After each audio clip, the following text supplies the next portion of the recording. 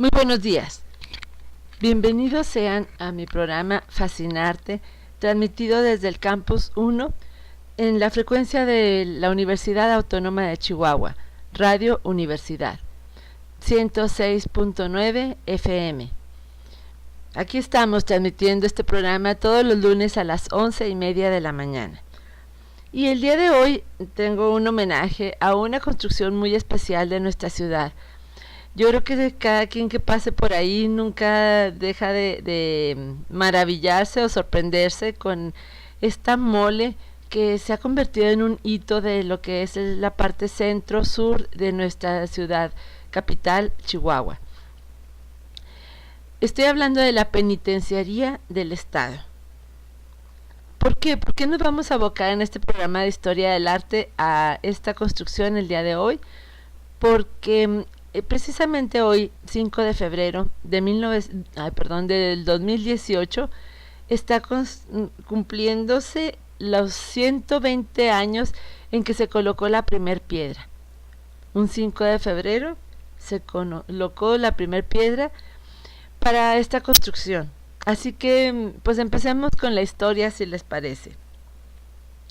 ¿Cómo se manejaban los presos antes de la Penny? Pues hay pocos datos realmente, pero sabemos que en el rumbo donde está ahorita más o menos el edificio de registro civil, que es la Libertad y 13, por ahí había una casa que se le llamaba Casa de Recogidas. Ahí se quedaban presos, principalmente mujeres. Tengo entendido que era mixto, pero bueno, más bien vamos a poner que es mixto, porque no tengo mucha historia sobre esto. Pero esa era la ubicación en donde quedaban detenidos. Había una comandancia en la calle, lo que es ahorita la calle Independencia y Doblado. Pero esos eran solamente separos. Lo que era la formalización de la cadena de la cadena de los prisioneros, ¿verdad? Ya cuando estaban cumpliendo su condena, eso es lo que quiero decir, quedaban recluidos en Libertad y 13, en una casa rentada. A mí cómo me asombra esto.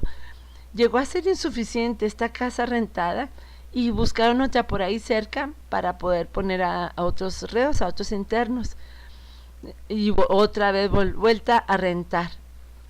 Les digo que a mí me sorprende. ¿Por qué? Porque nos acordamos del zapatazo de doña Josefa Ortiz de Domínguez.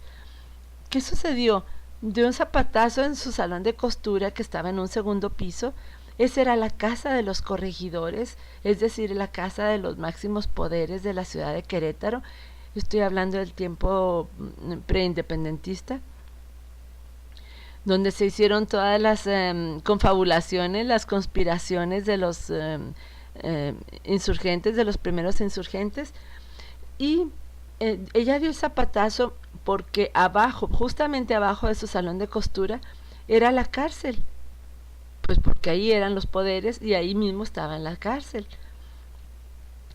Otro ejemplo que tenemos es el Palacio Nacional. Si vemos de frente la fachada del Palacio Nacional, la puerta de la extrema derecha es la que conducía a los separos, siendo que en el centro de esa construcción estaba oficiando el virrey y luego ya todos los presidentes, ¿verdad? Bueno, se quitó hace muchísimos años la cárcel de Palacio Nacional, pero ahí convivían los presos separados por una pared del virrey. Ahí estaban sus habitaciones, y tan estaban que hasta ahorita se pueden visitar las habitaciones que ocupó Benito Juárez. Entonces yo me refiero a que por qué estas cárceles no estaban en algún lugar de poder, ¿verdad? Que fuera denostativo del poder. Pero, sin embargo, ellos decidieron rentar casas habitación y tenerlas como cárceles. Esa es el preámbulo.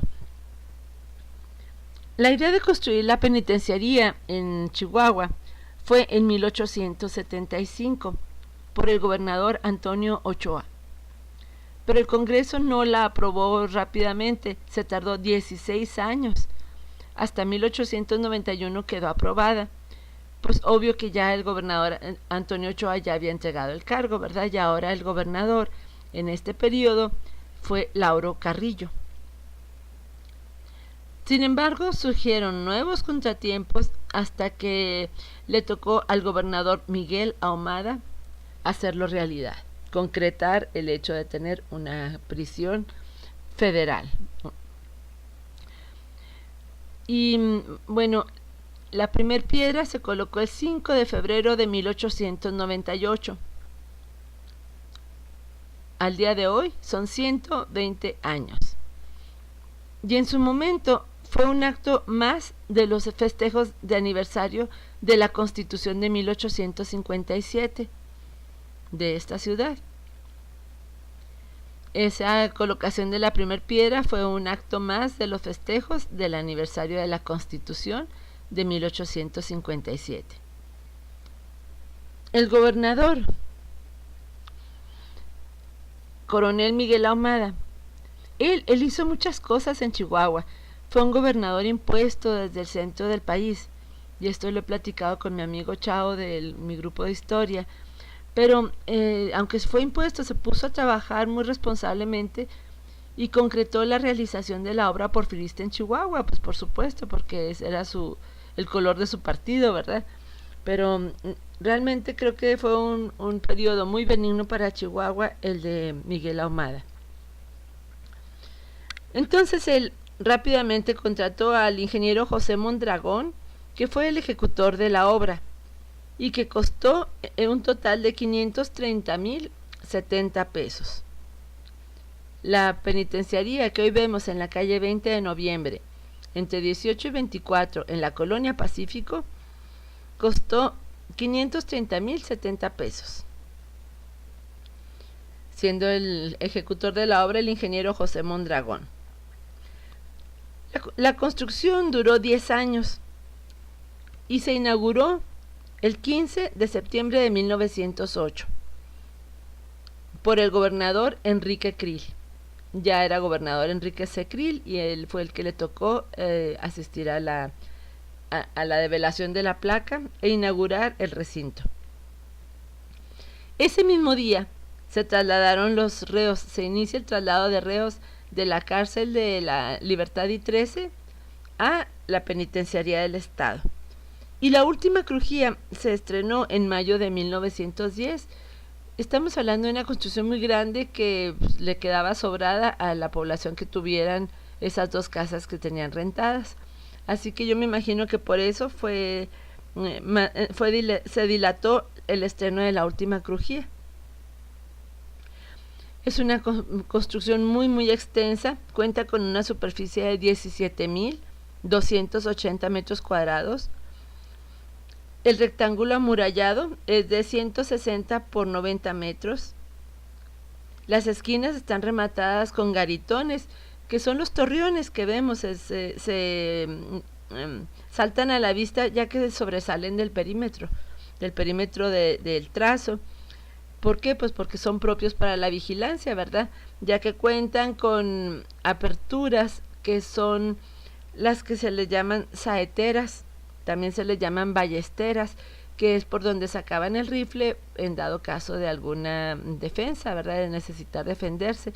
Por ahí las aberturas eran verticales, delgaditas, solamente para poder sacar la punta del rifle, disparar y volver a meter el rifle para cargarlo. Y los torreones salidos del perímetro pues les daban más visibilidad, les daban más campo de acción a los defensores. Entonces esta penitenciaría cuenta con 4 torreones y el tinaco, no me digan que no, el día que quiten ese tinaco, si llegan a quitarlo un día, yo creo que inmediatamente todos nos vamos a dar cuenta. Es muy visible, muy característico, muy parte de la fachada. Y sus muros son de piedra, son tan altos que, bueno, se está repitiéndose aquí la construcción de los castillos medievales, que es imposible brincarlos y también traspasarlos, ya que es muro de piedra.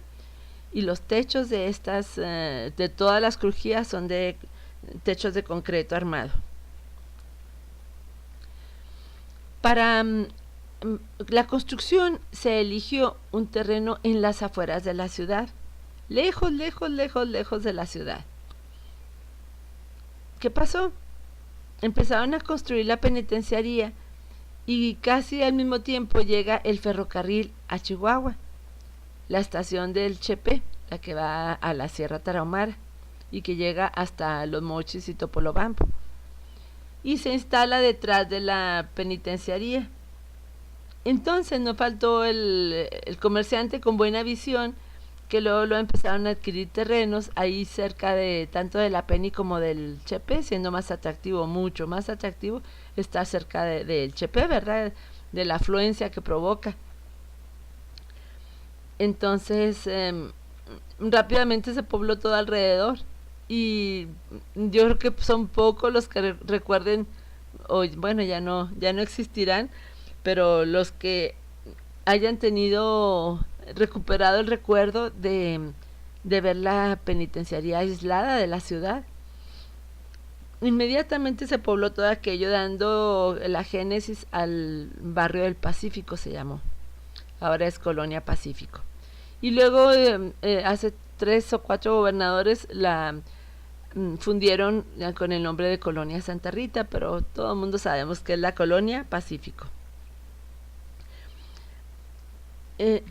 Entonces es una simbiosis que se dio ahí en este lugar, y bueno, los municipios se quejaban mucho porque tenían albergados ahí a presos de, por ejemplo, pues de la Junta y de Guerrero y de algún lugar del estado, pero de cada reo que tuvieran foráneo le descuentan a los municipios, sin que tuvieran derecho a opinar, a dirigir, a cuestionar nada.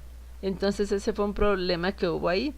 Ignoro si todavía se lleve de la misma forma, pero en ese momento fue un problema muy latente y que resintieron mucho los municipios. El diseño de esta construcción es basado en la ley de un filósofo, no de un arquitecto, sino de un filósofo que él hizo los planos. Este filósofo se llama Jeremías Bentham. Él estaba como maestro de filosofía en la University College, ¿cómo? De Londres, London University College, algo así se llama. Es la UCL. Bueno, a mí me suena raro lo de universidad y colegio juntos, ¿verdad? Pero así es el nombre de la institución a la que él pertenecía. El caso es, la importancia de esto es que él desarrolló un sistema en el que pensó que tendría que hacerse así las cárceles, y que fue muy bien aceptado mundialmente, porque él propuso este diseño para que menos gente vigile a mucha más gente, y le llamaron panóptico, el panóptico del inglés Jeremías Bentham. Él propuso una construcción semicircular en 2 plantas, se hizo aquí en Chihuahua.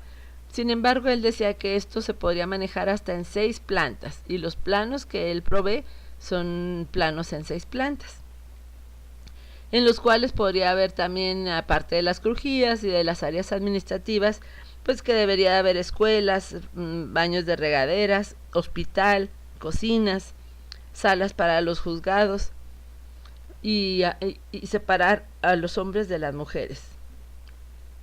Todo esto incluía su diseño. Jeremías Bentham buscaba crear una cárcel barata donde un número pequeño de personas pudieran vigilar a una comunidad grande, donde se reformase la conducta delictiva de los reclusos.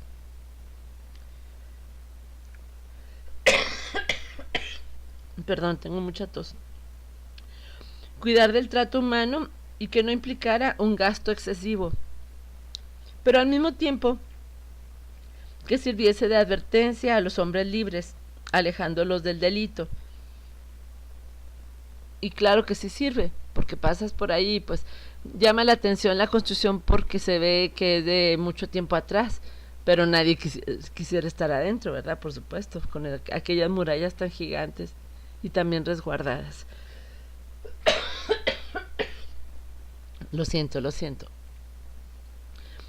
Bueno, este personaje se volvió todo un ícono. Por contarles algo que no viene al caso, pero para que ubiquen su personalidad. Cuando murió, quedó expuesto su cadáver, que todavía se conserva ahí en la universidad. La cabeza se la han robado varias veces por bromas estudiantiles.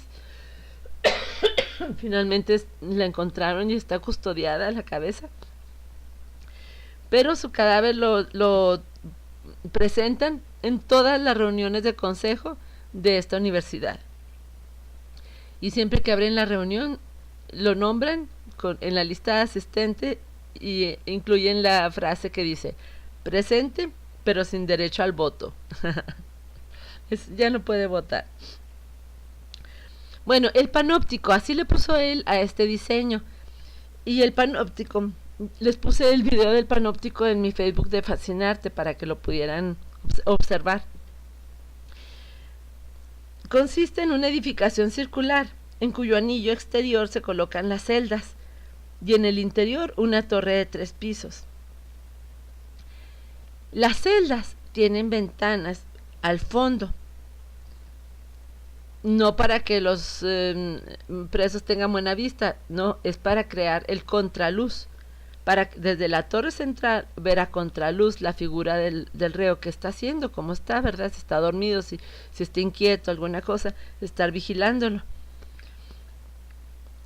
Pero desde las celdas no se puede ver a la torre.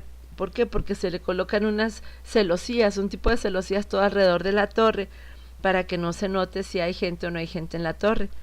De este modo los presos siempre van a tener pendiente que alguien los está observando, haya o no haya gente en la torre. También se recomienda que ahí mismo en la torre sean los dormitorios de los vigías, que no se deje sola esa torre, ¿verdad? Pero los presos nunca van a saber si los están viendo, si están jugando dominó, qué están haciendo los vigías. Ellos saben nomás que desde ese ángulo los pueden estar observando. A los presos entonces nunca pueden actuar mal. No saben cuándo los guardias de la torre los están vigilando. Además, desde una celda se pueden ver muchas de las otras celdas, de modo que los presos también se vigilan unos a otros. Y esto es el poder de la mirada, que realmente eso es un generador de temor. El juicio de los pares, de alguien que está a la par que tú, ha sido siempre uno de los inhibidores más poderosos para las conductas desviadas de cualquier tipo. A veces te cuidan más de la gente como tú que del que te pueda regañar. Esto quiere decir, de este modelo del panóptico no llegaron a construirse muchos, pero la idea sí ha germinado, porque sí realmente ha sido un buen diseño para las prisiones.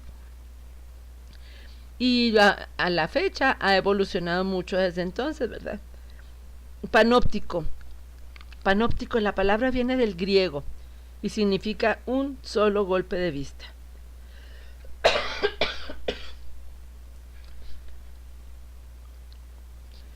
De igual manera, hay corredores que no tocan el área de los internos, de los reclusos.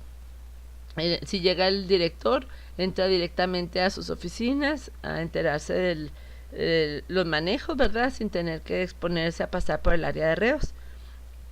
Esto es lógico. Y la temperatura de la celda se ajusta gracias a unos tubos que rodean el interior de las celdas y que a su vez sirven para ventilar las mismas gracias al reclamo de aire necesario.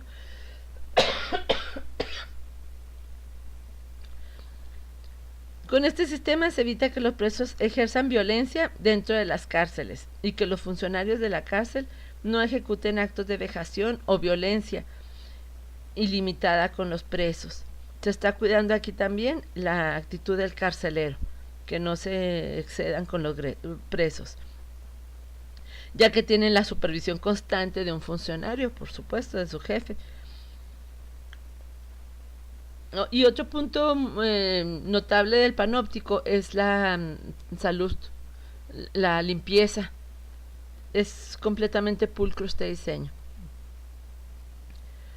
Total, esta estructura del panóptico dota de una seguridad extrema y externa, ¿verdad? Hay que alabar este proyecto, este diseño que fue instalado aquí, que lo adoptó con un buen gusto el Porfiriato. Y, por ejemplo, España, países como España lo adoptaron de este modelo que ya dijimos que es inglés. España lo sacó como oficialmente el modelo para sus prisiones. Bueno, una vez que sabemos de quién es el diseño de este trazo que tiene nuestra penitenciaría, podemos ver que el sistema carcelario que existe está basado en el sistema penitenciario de Crofton, que es el capitán Sir Walter Crofton. Siguiendo las resoluciones del Congreso Internacional Penitenciario de Londres de 1872, estamos nuevamente situados en un generador que viene de Londres. Desarrolló un programa de asistencia formativa al reo, tratando de integrarlo a la sociedad civil, añadiendo a los pasos tradicionales de otros sistemas progresivos. Los pasos tradicionales, ¿cuáles eran? Primero, la prisión rigurosa, segundo, el trabajo en común y tercero, la libertad condicional. Y a estos tres pasos le agregó un cuarto que es previo al tercero, en el que el preso pasaba a un campo intermedio de prisión, menos riguroso y generalmente de trabajo, que fuera, por ejemplo, granjas, durmiendo en la prisión, arreglando las vías del tren. Total, tareas que pudiera desarrollar como prueba de desarrollo de trabajo, ¿verdad? Enfoque en el trabajo. Perdón. Total, esta es la historia de cómo se conformó, cómo empezó nuestra penitenciaría. Pero luego han pasado sucesos que nos llevan a revisión también. El mes de julio de 1912, esta penitenciaría fue ocupada por las fuerzas federales como cuartel. De las fuerzas federales que se encontraban en la ciudad de Chihuahua bajo el mando de Victoriano Huerta. Entonces, en julio de 1912 la toman estas fuerzas federales y la usan como cuartel. En 1913 Pancho Villa lo utilizó para su tropa. Un año después, estamos viendo.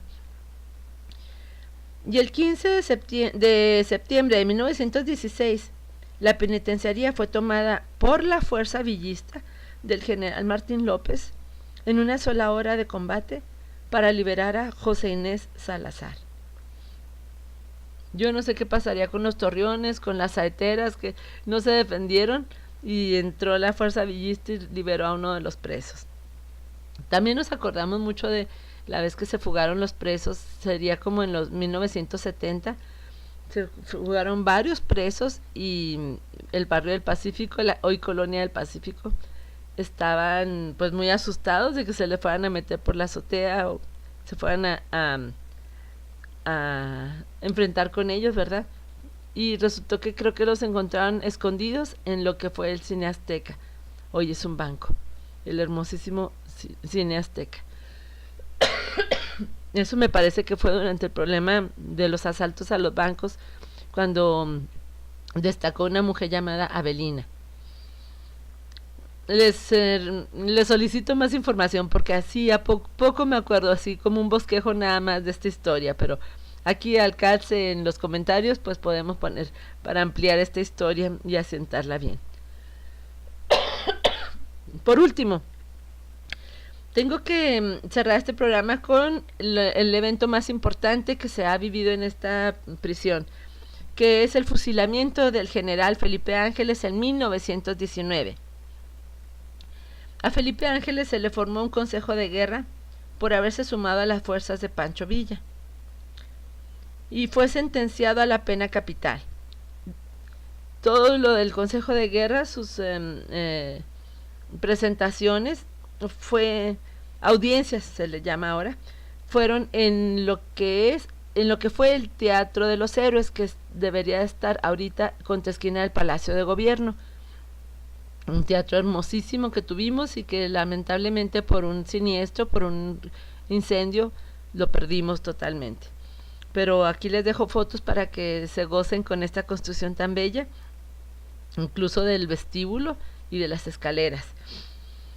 Y ahí fue donde se desarrolló toda la escena de del Consejo de Guerra para Felipe Ángeles. La gente estaba a favor de Felipe Ángeles, por supuesto. Cuando se dicta la pena capital de fusilamiento, la gente se remolinaba buscando hablar con los diputados, con Porfirio Díaz, con un montón de gente para poder salvarlo, para que quitaran de él esa espada de Damocles que quedó por ahí pendiente en su cabeza. Nada fue suficiente, nada.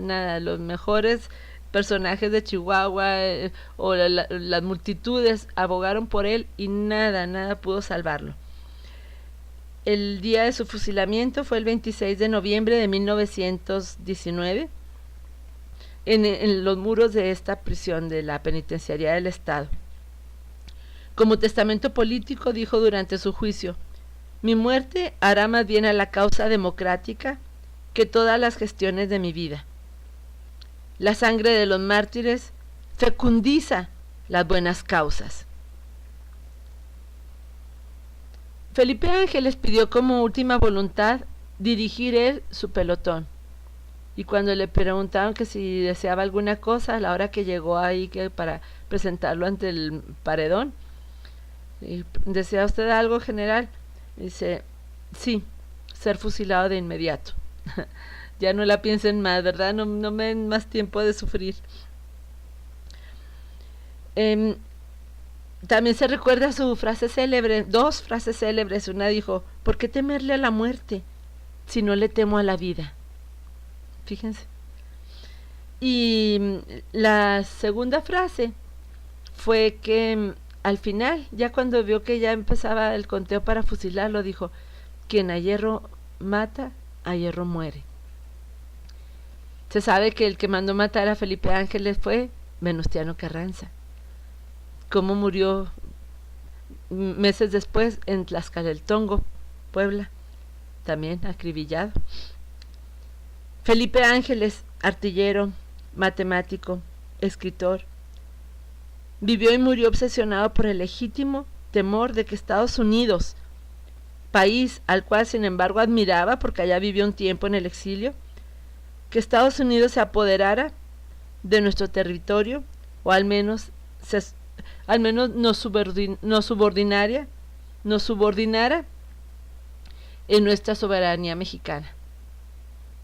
Así es que yo pienso que él lo vaticinó, o sea, que fue certero su miedo.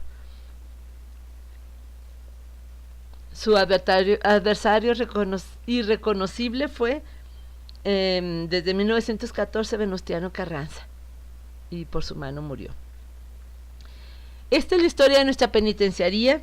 Yo les hablo con toda la experiencia porque tengo ya varios años yendo a esta penitenciaría precisamente con un grupo que yo formé de voluntarios, se llama Grupo Cultural Adalid, y ahí les damos clases de historia del arte, otra persona les da clases de historia de los museos, otra persona les da clases de astronomía, otra persona da clases de proyecto de vida, y finalmente, ¿qué me falta?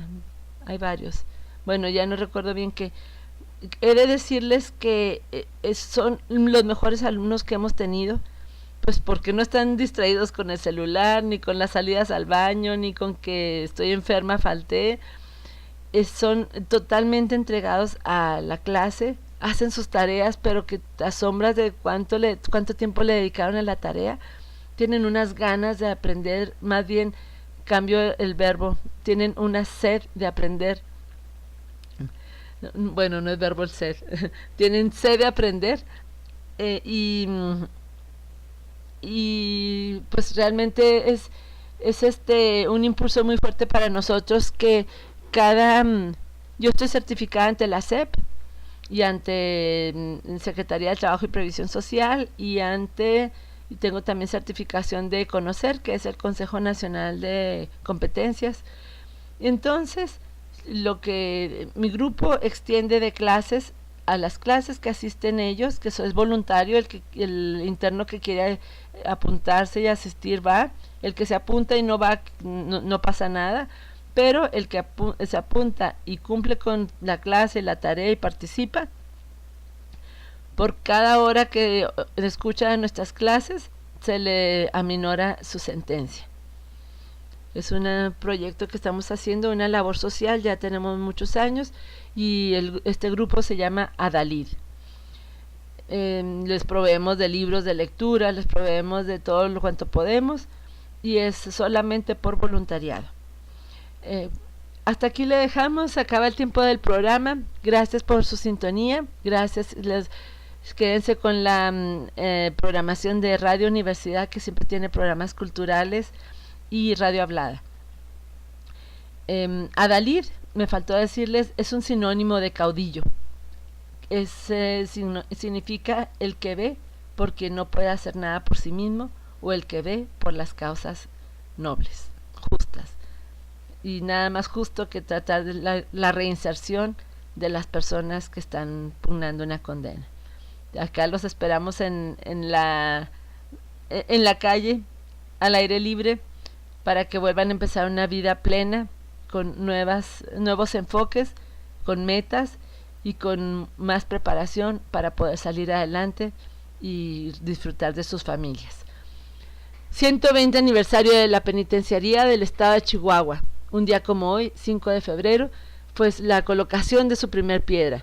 Este fue nuestro tema del día de hoy, que una construcción que se ha especulado mucho, que se deje en paz, que ya se liberen de ahí y se saquen a los presos, que se intentó un tiempo pero no cupieron en el Cerezo y hubo que regresarlos.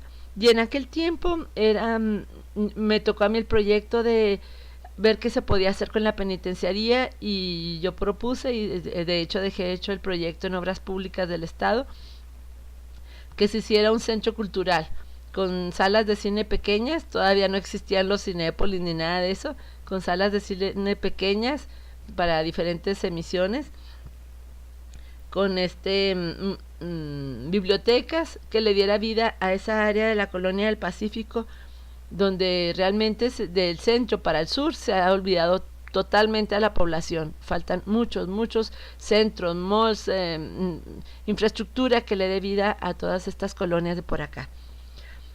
Les recuerdo, 5 de febrero de 1898, un día como hoy, se colocó la primer piedra de la penitenciaría del Estado, hace 120 años. Mi nombre es Fabiola Aranda y transmito para Radio Universidad, máxima casa de estudios de Chihuahua. Gracias.